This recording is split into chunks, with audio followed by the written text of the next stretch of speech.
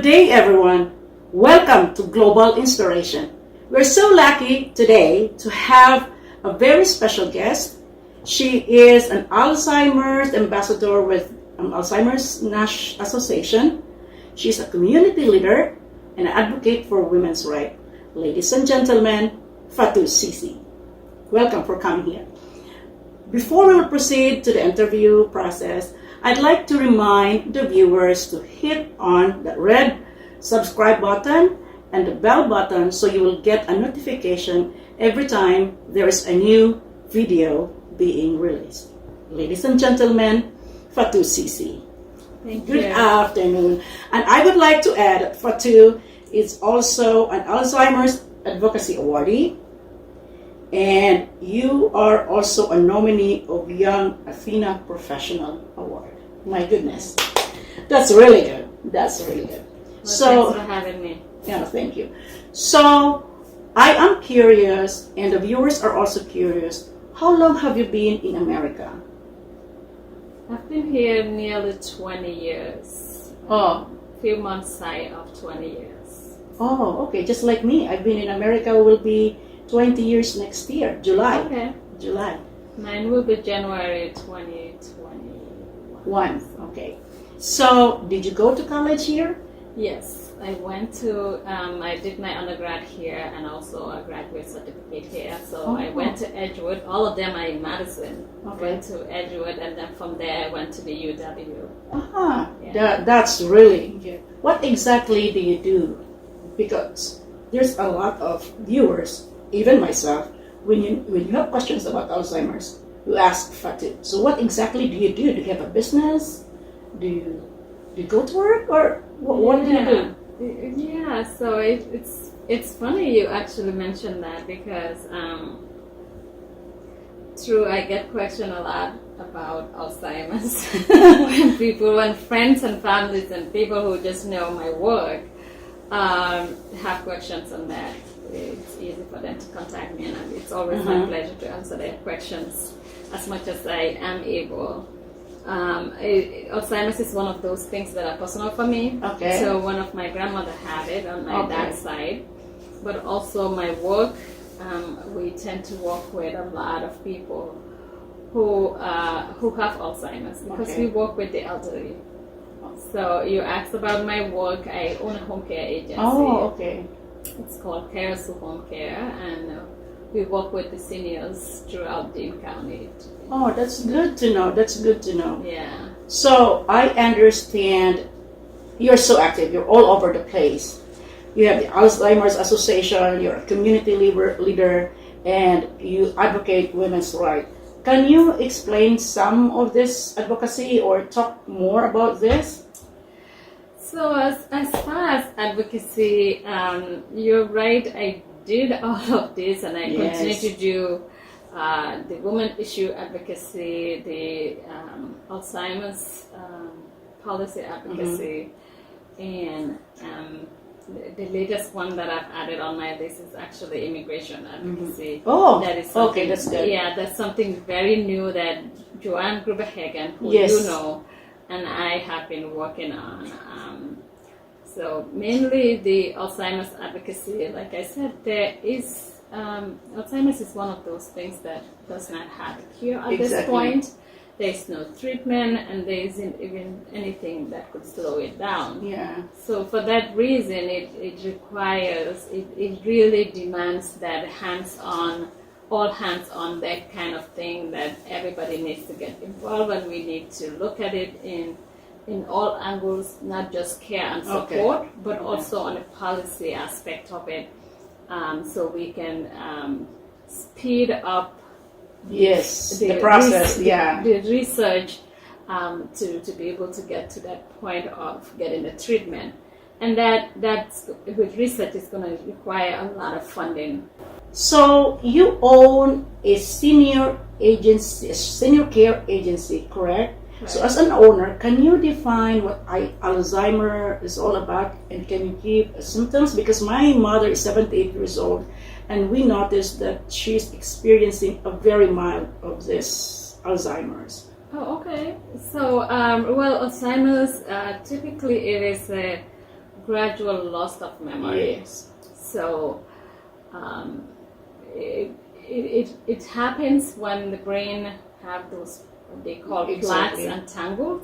So it makes the communication between the neurons difficult to happen. So those are all very scientific, and I'm not gonna get into that. But what it is that what that does is that it makes the individual have hard time remembering. So they forget about things, and they gradually repeat things over and over again. And they're easily paranoid. They are usually suspicious of other people. So those kind of it affects the way they interact with people, their behavior. Correct.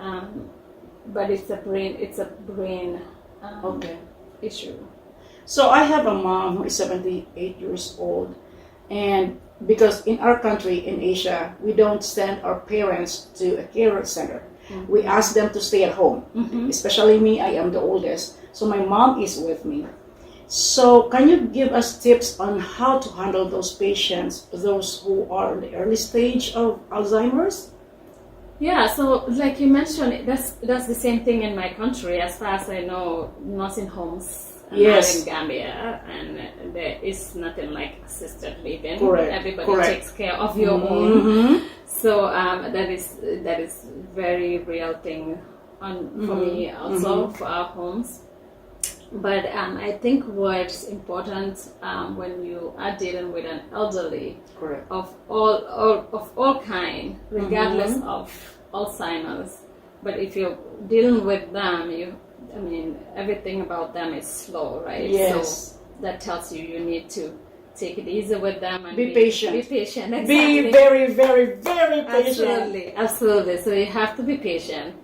And one of the things too with Alzheimer's is that because the person's reasoning and judgment is affected by the disease, one of the things too is that when they think of something this way, that's it. So your best bet of working with them is agreeing with them on that, while at the same time trying to redirect them. So in the process of agreeing with somebody on something that you know that this is not true, right? It's hard.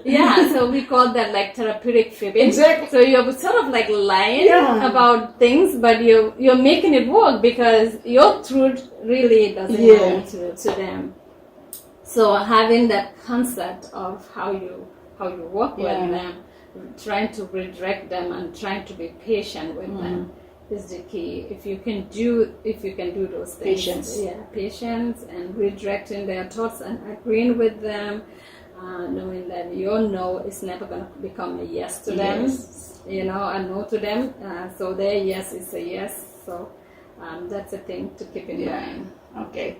So I have a question. I know you are doing a lot of Alzheimer's, and I know you're familiar with Bob DeMarco, and he is an Alzheimer's reading room guru, whatever. He said, and I want you to comment, Alzheimer's caregivers, just like your senior care agency, Alzheimer's caregivers ride the brightest, the fastest, and the scariest emotional roller coaster ride every day. Could you please elaborate? Or make a comment on that?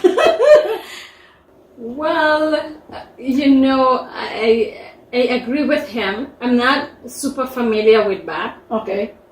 And I've never heard of this code, even though I'm in the arena, but there is so many experts out there. But that is the truth. That is the truth. The absolute truth. The fact that the behavior is unpredictable. Yes. And the fact that the emotional roller coaster of it too, you're dealing with unpredictable behavior. You're dealing with a gradual decline of someone's brain, someone you love, and you're noticing this gradually. You're seeing your loved one change, and change for the worse too. It's a difficult thing, and Bab's thing reminds me one of the sayings that we always say is that you start losing your loved one to Alzheimer's before they're dead. So it's like a double loss. You lost them when they're actually it hurts. alive. It hurts when your parents are acting like that. Yeah, when you can see the changes in them, it's not the same person you know, to a point that their thinking and everything is so distorted. You as the loved one looking at that and dealing with that as a caregiver, it's a really emotional ride to take. So I agree, it's an emotional thing to deal with. Fatou, I have been to 4 events with the International Women's Day, and I know you and your group is so active about having one gathering every year. Mm-hmm. Can you tell me how it started? Do you have major sponsors? The event is very, very successful, and it's growing every year. So can you share about International Women's Day? So Women's Day came about because a group of us used to meet monthly and do, it's sort of like a savings club. Okay. So then we'll meet and then we'll give money to someone, like we'll all contribute the same amount, and this month somebody is going to get it. Okay. So through that savings club, we make sure everybody takes a turn and everybody gets their money at some point. So through that, we had discussed about having to do something in the community that will bring everybody together, and it should be fun. Yes. And, so it is from that conversation that we decided that we are going to start International Women's Day. That's good. And so the Women's Day have been about 7 years? Yeah. It's been incredible. It's been incredible. It's very successful every year. Thank you. And that success definitely is the community's. The community takes the credit for that, because we could call you all, and then if you don't show up, then the success is in there. Correct. But we have groups that are involved with that. So obviously, Senegambia Women's Association is the host of the event. And then our sponsors, MGNE, Madison Gas and Electric, have been incredible support. And from the onset, Zanta Club of Madison have been a sponsor and a very huge participant in this. And Pamana. Oh, yes. Yes. So the Filipino Americans are also heavily involved with this event, which we very and much... other Asian groups too. Yeah, we have the Shunsign Dance group. Yes. Those are the Indian singing. Indians. They are the Indians and the Chinese. Yes, it's a very diverse group. It's a very diverse group. And then we added the Isthmus arts and culture. So I mean, it's just an incredible event that every year all of us come together and celebrate the achievements and accomplishments of women. And that's good that you started that. Yeah, it's very good. So it's great.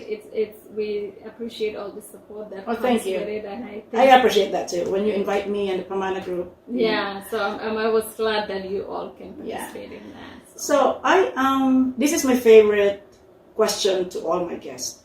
So I am asking you now. I know you're very busy. You're all over the place. Fatou Ceesay. Who is Fatou? Oh, that's my friend. But what do you have a spare time? Do you cook? Do you go out watch movie with your kids? Do you garden? Do you sing? Do you dance? What do you do in your spare time, Fatou? Do you have a spare time? Actually, yes, I do have a spare time. Before COVID, Sundays were my me time. Okay. So Sundays I would just completely rest. Yeah. So now with COVID, I'm working from home. So every day is a rest day now. I'm just kidding. Yeah. I mean, it's not even a rest day. You're working. I'm working from home, but I also feel like if you're just used to, like you said, just used to go in, Yes. and then now you can't go. Yeah. You're always home.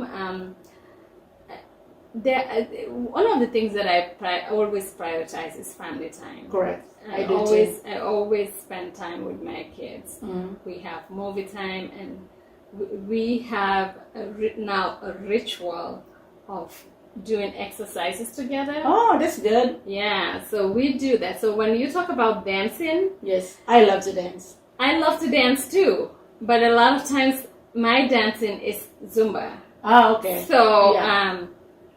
that's part of my exercise. And as far as cooking, gardening is not my thing. I love flowers. You know, I know you call me, like, Jeanette, I need your help. Yeah, I need to hone my skills on that. I really need help knowing how to do that better. But I'm a good cook. Yeah, that's good. I'm a good cook. I wouldn't say like I love cooking, like, you know, but I'm a good cook, and I cook. So I don't like junk food. Yeah. So most times what I eat is what I cook. Yeah. Yeah. So if it was gonna be my job to cook, that's not gonna be a thing. But for my own eating, I do cook because I love eating healthy. Yeah. Yeah. So how many kids do you have? And how you manage, I know you're a very busy woman, how do you manage your time between family and your being a community leader? You know, I do, like I said, I do prioritize my time with my family, my work, and my activities in the community. I have 2 kids, a boy and a girl. Oh, that's good. Yes, and I also have a niece who's also my kid. Yeah. You probably know Fatou. Yeah. Yes. So I have 3 kids, I should say. Yeah. So 2 girls, 1 boy. Yeah. Yeah. So, Okay. So you I make sure I spend time with all of them, and I make sure priorities, right? Yeah, whatever exactly. your priority, family Yes, first. family first. Then of course our work, and then give time to the community as well, because it's our collective responsibility to give back to the communities. I've known you for 6 or 7 years, Yes. and I've known you as Fatou. We're friends on Facebook, but this interview is getting to know you better. You know, oh, Fatou is like this, and that is really, really good. So can you share with the viewers any inspirational thought? It's not saying if you want to be Fatou, but what inspirational thought do you want to give to them or to share with them? You know, I don't know if it's inspirational or not, but this is what I would say. At this time, our focus should be our health. Correct. I agree. With everything that's going on, we need to really prioritize our health, and we need to be responsible individuals, responsible community members, and that also means that we need to practice all of the guidelines that are put in place for the current time, because there are people who just want to be out there. Like, you know me, I want to be out there, but I'm guarded this time because I need to be guarded to not be everywhere, and to also practice getting my mask on, to wash my hands if need be, to distance. to put the distance, and then to also do my facial if I need to. Yes. You know, those things are not difficult compared to what we are trying to avoid. Exactly. You know. So thank you very much, Fatou. I totally appreciate you coming here. I know we have some problems because of GPS, but that is okay. You are here, and this interview is very successful. To the viewers, this is Fatou Ceesay, and she is a community leader, an advocate for women's rights, and also an Alzheimer's ambassador. Thank you very much. And thank you for having me. Yeah, and for the viewers in Global Inspiration, be seen, be heard, and be an inspiration to the world. Thank you very much.